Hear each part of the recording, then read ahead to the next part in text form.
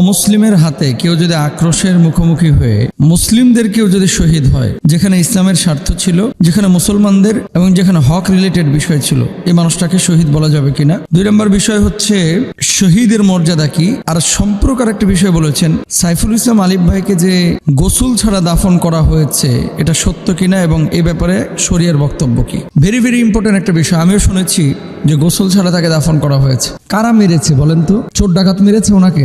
চোর ডাকাত কিন্তু মারেন নাই। মারছে হচ্ছে অমুসলিমরা, মেরেছে হচ্ছে ইসলামের প্রতিপক্ষ যারা আছে, মেরেছে তারা যারা ইসলামকে পৃথিবী থেকে মিটিয়ে দিতে চায়, মুছিয়ে দিতে চায়। আক্রোশ, ক্ষোভ, সেখান থেকে কিন্তু আঘাত করে তাকে শহীদ করা হয়েছে। ওলামা ইকরামের ফতোয়া এরকমই যে কেউ যদি এইরকম কোন অমুসলিমের হাতে এইভাবে মারা যায়, আল্লাহ তাআলা তাকে শাহাদাতের মর্যাদা দেন এবং সেক্ষেত্রে গোসল ছাড়াই তাকে দাফন করতে হয়। এই জন্য সাইফুল ইসলাম ভাইকে গোসল ছাড়া দাফন করা হয়েছে। আল্লাহ সুবহানাহু ওয়া তাআলা পবিত্র কুরআনুল কারীমের মধ্যে কি বলছেন একটু খেয়াল করেন। ওয়ালা তাকুলু লিমান ইয়াকতালু ফি সাবিলিল্লাহি আমওয়াত বাল আহইয়াউ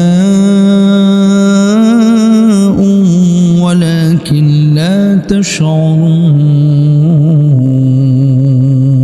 যারা আল্লাহর রাস্তায় লড়াই করে তাদেরকে তোমরা মৃত বলো না, যারা শহীদ হয়েছে তাদেরকে মৃত বলো না, বরঞ্চ তারা জীবিত, তোমরা তা বুঝো না। এখন সাইফুল ইসলাম আলিফ ভাই তিনি হিন্দুদের হাতে মারা গিয়েছেন এবং তাকে জবাই করে হত্যা করা হয়েছে। কি মর্মান্তিক, কতটা আক্রমণাত্মক, কতটা মানে আত্মঘাতী এবং কতটা হিংস্রভাবে তার উপরে হামলে পড়েছিল হাইওয়ানগুলো। আমাদের এই ভাই আল্লাহ সুবহানাহু ওয়া তাআলা তাকে কবুল করেছেন, শাহাদাতের অমীয় সুধা তিনি পান করেছেন।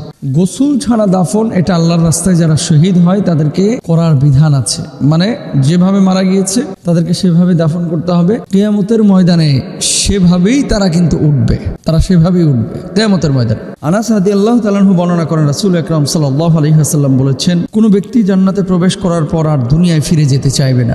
যদি সে দুনিয়ায় তামাম জিনিস পেয়ে যায় তবুও না। অবশ্য শহীদের কথা আলাদা। আল্লাহ রাব্বুল আলামিন তাকে অপশন দেবে, কি চাও তুমি? সে বলবে যে আল্লাহ তাআলা আপনি আমাকে আবার দুনিয়ায় পাঠিয়ে দেন। বুঝেন নাই কথা?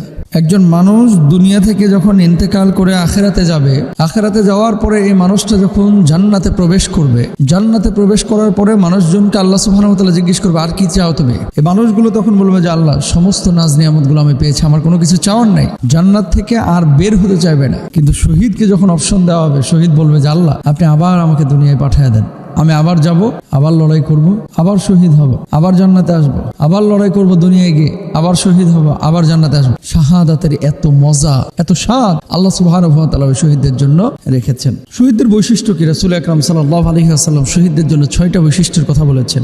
1 নাম্বার, প্রথম রক্ত বের হওয়ার সঙ্গে সঙ্গে তাকে ক্ষমা করে দেওয়া হয় এবং শহীদ ব্যক্তি জান্নাতে তার স্থান দেখে নেয়। কবর আযাব থেকে তাকে দূরে রাখা হয়। 3 নাম্বার, বড় ভীতি অর্থাৎ কিয়ামতের কঠিন অবস্থা থেকে নিরাপদ থাকবে এই ব্যক্তি। 4 নাম্বার, তাকে ঈমানের এক জোড়া অলংকার পরানো হবে। 5 নাম্বার, হুরদের সঙ্গে বিবাহ দেওয়া হবে। 6 নাম্বার, নিকট আত্মীয়দের থেকে 70 জন ব্যক্তিকে সুপারিশ করতে তাকে সুযোগ দেওয়া হবে। সুবহানাল্লাহ, কি মর্যাদা শহীদের!